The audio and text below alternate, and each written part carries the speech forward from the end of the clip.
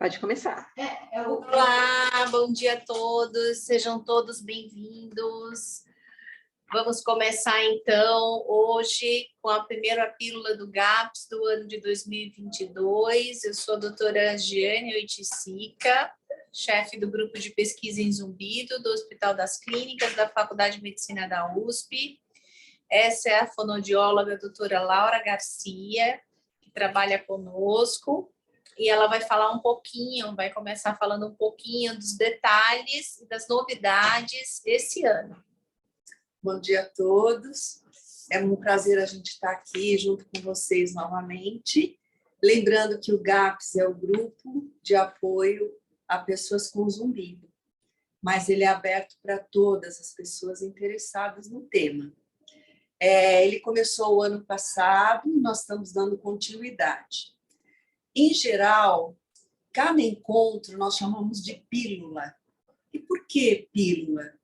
Porque muitas vezes, quando nós vamos a um médico, nós tomamos não somente uma dose única, normalmente a gente toma várias doses. E assim funciona o conhecimento, sempre recebendo aos poucos, para que a gente possa internalizar, refletir e aquilo fazer um sentido para nós.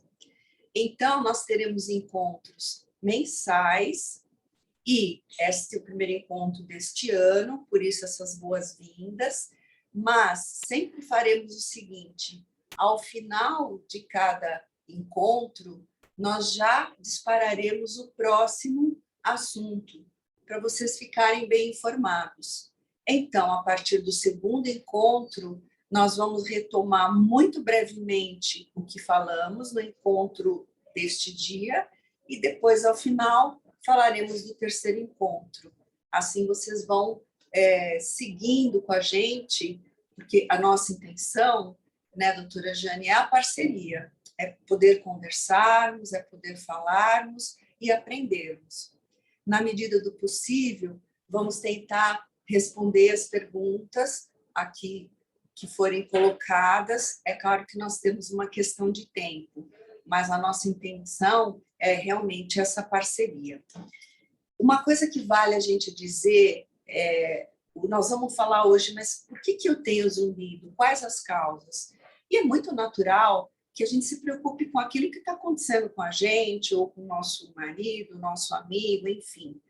Porém, tem que ficar claro que nós vamos falar de uma maneira genérica, não vai ser uma consulta individualizada, porque, como bem vai contar a doutora Giane, o universo do zumbido é enorme, né? Tem que haver muita investigação. Costumo dizer que os médicos que trabalham com zumbido, eles são verdadeiros Sherlock Holmes, eles vão atrás de tudo quanto é pista.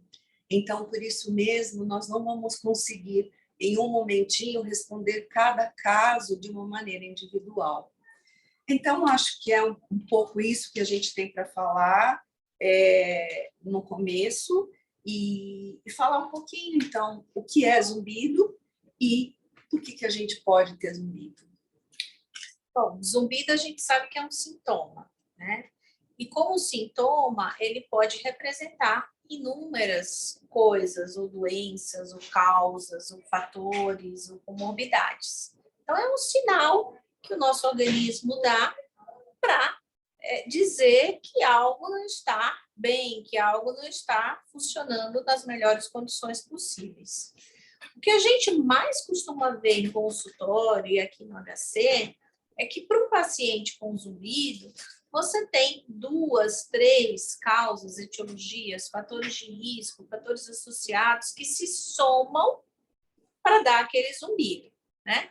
Na grande maioria das vezes, o zumbido não é algo necessariamente grave, né? É algo que precisa de atenção, é um sintoma que às vezes você precisa se dar conta, perceber e corrigir, tratar aquela situação de base. Existem estudos na literatura que mostram mais de 200 causas capazes de ocasionar o zumbido. E no mesmo paciente, no único paciente, em geral a gente detecta 2, 3, 4, 5 causas que se somam ali para dar o sintoma, né? Mas o zumbido é uma doença, doutora? Não, o zumbido não é uma doença, o zumbido é um sintoma, né? Você mesmo falou, é como uma febre, por exemplo, né? Que você vai tratar e corrigir de acordo com aquilo que está causando. Que pode ser, por exemplo, abuso de café, né? Então, essa semana mesmo eu atendi uma paciente no consultório, o zumbido dela não tem como causa principal isto, mas ela reparou, doutora, olha, dia tal, meu marido fez café, eu tomei muito mais do que eu estou acostumada e o meu zumbido piorou, né? O zumbido dela, especificamente, começou depois que ela tomou uma vacina, tá? Então, foi aí que o zumbido dela começou junto com a perda auditiva. Mas, você vê, apesar da gente estar tratando o zumbido dela ter melhorado, de repente, num certo dia, aquilo ali piora por conta do consumo de café. Então, é aquilo que a doutora Laura estava comentando comigo um pouco antes da gente começar, né? Existem as causas, existem os fatores de risco, né? Os fatores de piora, os fatores de melhora, tudo isso se soma para a gente ter o zumbido, né? Eu tenho um paciente, por exemplo, que fala, doutora, quando eu como glúten, quando eu como abuso dos doces, o meu zumbido piora, né? Existem os fatores muito frequentes no nosso dia a dia, que é a perda auditiva induzida por ruído, por exemplo. Um fato interessante, em 2020, um colega nosso do grupo de zumbido, ele mencionou que foi procurar no Google Trends, que é uma ferramenta do Google, que mostra como é que está sendo a pesquisa por tema, né, ao longo do tempo, e houve um boom de procura pelo tema zumbido. E a gente notou isso no consultório também, houve um boom de pacientes que começaram, o consultório lotou de casos de zumbido, né? E por que isso acontece? Porque as pessoas passaram a se estressar mais, porque as pessoas passaram a se alimentar um pouco não tão bem como antes, ficaram mais sedentárias, presas em casa, né? Houve a questão do estresse, da ansiedade, do medo do desconhecido. Houve também um aumento e um boom de outras situações, como o bruxismo, que é o apertamento dos dentes, dor de cabeça, tontura, o próprio uso da máscara, né? Faz com que você fique realmente com essa região mais encurtada, mais fechada. A questão da qualidade do sono, né? Do estresse, do home office, muita gente com fone de ouvido para poder fazer as suas atividades, aula online, ou quer seja reuniões online. Então, houve aí um incremento do sintoma por conta de fatores que propiciaram isso, quer seja sedentarismo, quer seja uma alimentação mais, vamos dizer assim, não tão saudável, fast food, né? Muita gente pedia pelo aplicativo, justamente por conta dessa coisa de evitar sair de casa, de ir ao supermercado, por conta do vírus, por conta da pandemia. Eu não sei, a doutora Laura tem mais algumas coisas? Eu acho que quando a gente pergunta por que eu tenho zumbido, é o que a doutora falou, são muitas as causas, mas, como ela bem colocou, ela fala muito do estresse. Não é novidade para nenhum de nós que o estresse potencializa aquilo que não está bem em nós. Mas, uma das coisas que pode fazer a gente melhorar é o autoconhecimento. Então, numa avaliação com um médico otorrino especializado em zumbido, vocês vão ver que a anamnese, as perguntas, a entrevista é bastante longa, assim como a avaliação física, corporal. Então, a gente a primeira impressão que se tem é que o zumbido é uma coisa que foi produzida no ouvido, porque algumas pessoas falam, eu tenho zumbido no ouvido direito ou no ouvido esquerdo, é tipo um apito, uma panela de pressão, ou tenho dos dois lados, maior do lado esquerdo do que o direito, ou ele está na cabeça. E realmente ele pode estar na cabeça, geralmente está. E por que isso? É importante que saibamos que, embora o órgão que recebe o som são os ouvidos, assim como o órgão que recebe as questões da visão são os olhos, a circuitaria toda vai levar até o cérebro. E lá no cérebro existem milhões, zilhões de vias que andam muito juntas. E que uma das coisas que permeia essas mudanças é o quê? São as nossas emoções. Nós temos uma caixinha de emoções, uma casinha, que nós chamamos de sistema límbico, e ele é que vai processar tudo isso. Então, é muito comum que você que tenha zumbido diga: eu não durmo bem. O sono é essencial, o sono é vida. E muitas vezes o vilão da história é o zumbido, ele não me deixa dormir. Então a investigação vai ser, o cair de ficha vai ser: é o zumbido mesmo que está me impedindo de dormir? Claro, quando eu estou no silêncio, o zumbido parece maior, porque não tem o som ambiente, a fala, o dia a dia de quando a gente está trabalhando, estudando, enfim. Mas é também importante saber que muitas vezes o zumbido, apesar de aparecer mais, não é um grande vilão. Você pode estar passando por um momento de estresse, um momento de dor, um momento de preocupação. Isso é muito comum. Então, todas essas questões a gente tem que ver de perto, a questão do estresse, do sono, e ver o que a gente chama dos gatilhos, né? Então, eu já tenho uma questão, por exemplo, uma diabetes, vamos dizer, uma doença crônica, uma hipertensão. Então, eu já tenho isso, eu até estou tratando, mas eu posso ter disparadores. Como a doutora Jane colocou, o paciente que referiu a paciente que ela percebeu, no caso dela, que aumenta a ingestão de café, aumenta o zumbido. Então, hoje em dia, nós falamos muito entre a diferença entre o uso e o abuso. O que, para mim, pode ser um uso interessante de café, para você pode ser um abuso, ou vice-versa. Então, essa parceria no nosso tratamento, que é o autoconhecimento, é o que vai fazer com que o médico e, eventualmente, outros profissionais que estejam envolvidos possam caminhar junto. Agora, o caminhar, em geral, significa estar aberto a mudanças. E as mudanças de estilo de vida, nós sabemos que não é uma coisa fácil de fazer, porém, elas são necessárias para uma melhora na qualidade de vida.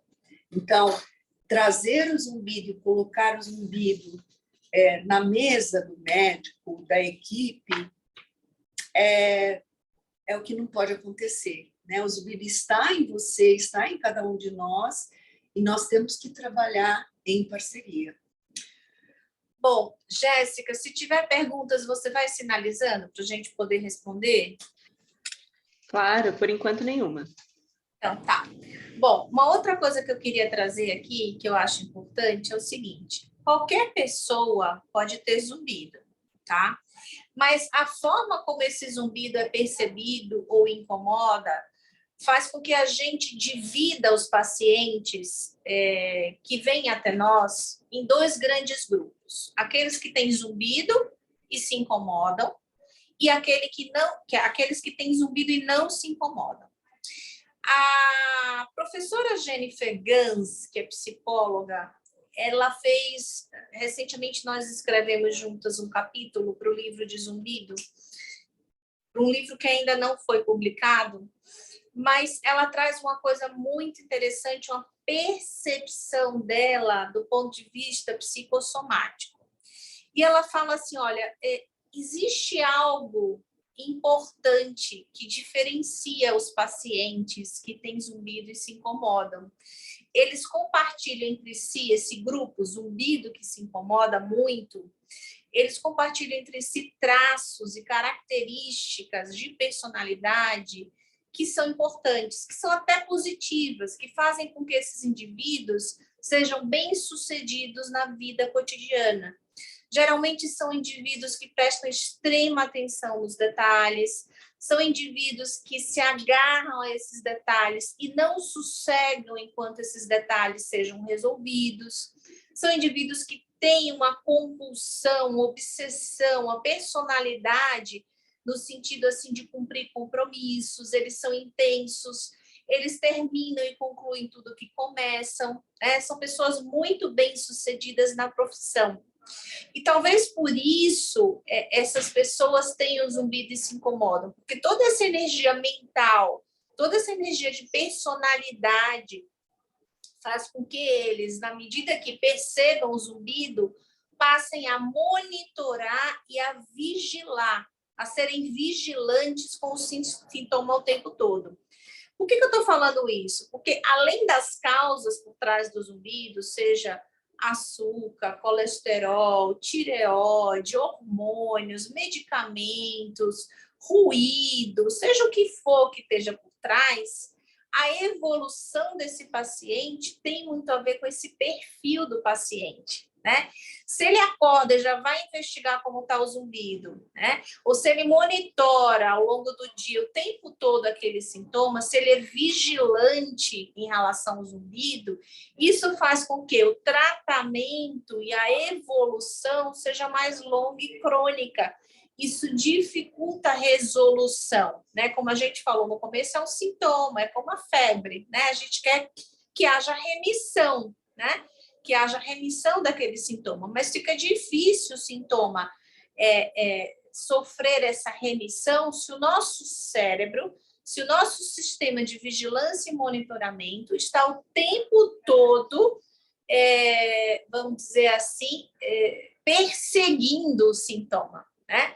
Então, existem as causas, como a gente já falou, existem os fatores de melhora e os fatores de piora, né? Mas também existe todo esse contexto por trás. Eu acho que a gente tem uma pergunta, né, de quem está nos ouvindo, se a apneia do sono pode gerar o zumbido. É isso, Jéssica? A pergunta passou muito rápida aqui, eu não... É isso mesmo. A apneia do sono influencia no zumbido? Com certeza, a apneia do sono pode ser uma causa de zumbido, né? Por quê? Porque o que é a apneia do sono? A apneia do sono é uma síndrome em que o paciente ele tem vamos dizer assim, uma incapacidade de oxigenar bem o corpo durante o sono, né? Ele sofre episódios de baixa saturação de oxigênio. E a baixa saturação do oxigênio vai levar à isquemia. O que é isquemia? O baixo fluxo de sangue para os tecidos, né? Se essa isquemia atinge áreas do cérebro, por exemplo, ou do ouvido, por exemplo, ela pode levar, sim, ao zumbido. Então, é uma causa importante, é uma causa que a gente considera, investiga e que a gente trata e corrige. Pode ser a causa do seu zumbido, sim. Bom, que mais que a gente precisa falar? Eu acho que isso que você falou, doutora, com relação à remissão, é pensar que quando a gente faz um tratamento, busca um tratamento, nós buscamos a remissão do zumbido, que é um sintoma, ou nós buscamos a remissão do incômodo que ele nos traz? São coisas diferentes. Então, isso é muito importante. A gente caminha para uma remissão total, parcial desse sintoma. Mas como ele chega até nós e como que a gente o viabiliza, como a doutora falou, isso faz uma diferença muito grande na nossa visão.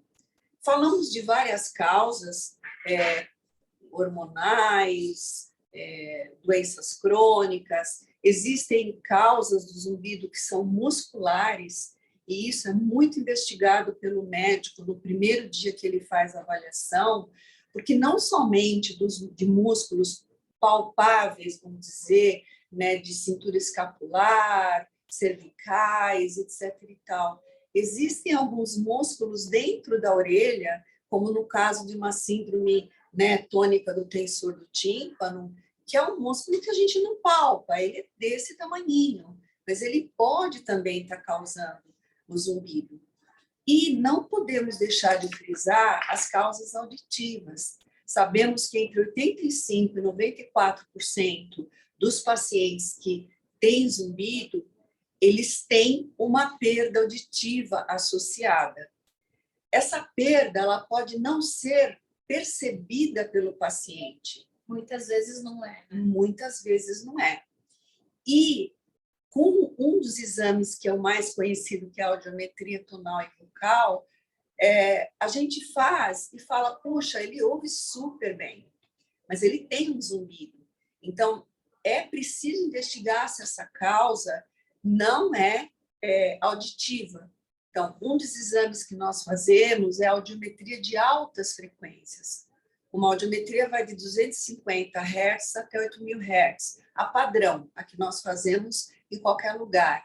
Mas devemos, no caso de quem trabalha com zumbido, o médico tem que ter essa informação. Se é um indivíduo jovem, que refere zumbido, tem uma audiometria bárbara, ótima, mas a gente faz uma alta frequência e vê que ele tem uma assimetria. O ouvido esquerdo dele está pior que o direito, sendo um indivíduo jovem, onde a gente não espera queda nessa faixa de frequência. Isso pode ser um preditivo de uma perda oculta, de uma futura perda. Esse incômodo, ele tem que ser valorizado, ele tem que ser trabalhado. Então, a questão auditiva é uma questão que sempre aponta e faz o médico precisar investigar, não somente com exames subjetivos, como é uma audiometria e como é uma acufenometria, como é uma audiometria de alta frequência, um limiar de desconforto auditivo, como toda a via auditiva. Lembra que nós falamos? A gente escuta, o primeiro captador do som são os nossos ouvidos, mas nós temos toda essa via até chegar na grande circuitaria, que é a circuitaria cerebral. Tudo isso tem que ser muito bem investigado. Perfeito. Jéssica, nós temos mais alguma pergunta? Por enquanto, não, doutora. Ok. Bom, então eu queria lembrar vocês que a próxima pílula vai ser no dia 3 de junho, primeira sexta-feira do mês, às 10 horas. O nosso convidado vai ser o doutor Gabriel Peixoto, para a pílula 2. E o tema vai ser zumbido. É possível tratar com medicamentos? Então, esse vai ser o tema da nossa próxima pílula, tá? Eu não sei se você quer comentar mais alguma coisa, Laura, a gente pode encerrar. Eu acho que sim, é o gancho da gente falar um pouquinho sobre o que é o zumbido, as principais causas, lembrar que existem mais de 200 colocadas na literatura, então o médico tem que investigar e que cada um de nós que eventualmente tenhamos zumbido, temos que ser parceiros nessa busca, nesse trabalho. Por quê? Porque cada caso é um caso. Eu gosto muito das lives com a doutora Laura Garcia, porque ela é portadora de zumbido, ela tem zumbido, né? E o zumbido dela não incomoda. Incomoda, Laura? Não incomoda. Eu sei quais são os gatilhos eventuais que eu tenha e basta eu estar consciente e tomar esse cuidado, melhorando a minha qualidade de vida, desde a alimentação, ao sono, enfim, a tudo isso, e ele realmente, às vezes, ele aparece, mas hoje eu lido muito bem quando ele aparece. Houve uma remissão total? Não, ele existe, mas eu consigo dar conta, hoje em dia, muito bem. No meu caso, eu já tive zumbido em 2006. Eu fiz toda a investigação também na ocasião. Eu pensei que fosse algo grave, porque o meu zumbido naquela ocasião era um zumbido pulsátil. Mas depois de toda a investigação, foi fechado o diagnóstico e foi feito o tratamento. Hoje em dia eu não tenho mais zumbido. Mas eu queria deixar aqui o meu depoimento, eu fiz essa provocação com a doutora Laura para ela dar o depoimento dela, justamente para que os pacientes, os portadores possam ouvir e saber que tem realmente essa opção, né, da gente tratar e resolver, ou tratar e melhorar e controlar, e de repente, assim, você tem um controle da situação. Então, acho que esse feedback é importante. A gente se vê novamente para um novo tema, então, no mês que vem. Se Deus quiser. Obrigada pela atenção e um bom fim de semana para vocês. Bom final de semana. Tudo certo, doutora. Obrigada. Até mais, tchau, tchau. Até mais, tchau.